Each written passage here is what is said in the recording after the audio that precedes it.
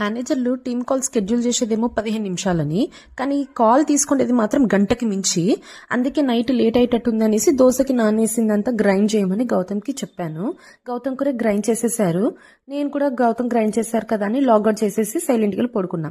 Morning లేచి చూసేసరికి గౌతమ్ సరిగ్గా మూత వేయలేదు. మూత వేయకపోవడం వల్ల దోశ బ్యాటర్ అస్సలు ఫెర్మెంట్ కాలేదనమాట, అంటే పులవలేదు. సో మనం దోశలు ఎంత మంచిగా వేసుకున్నా రావు. సో ఇంకా ఏం చేస్తాను చెప్పండి, అందుకే కొంచెం వాటర్ వేసి బ్యాటర్ లూజ్గా చేసేసి ఇంకా దోశలు వేసేసాను. కలర్ అయితే వచ్చింది, కానీ దోశలకి అసలు నార్మల్గా దోశ పొంగడం కానీ లేకపోతే ఫెర్మెంట్ అయిన దోశ టేస్ట్ కానీ అవి ఏమీ లేవన్నమాట. చాలా నార్మల్గా ఉంది దోశ కూడా.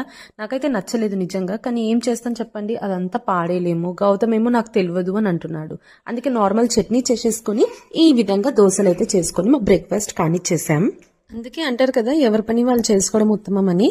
అయినా పర్లేదు, గౌతమ్ కూడా నేర్చుకున్నట్టే.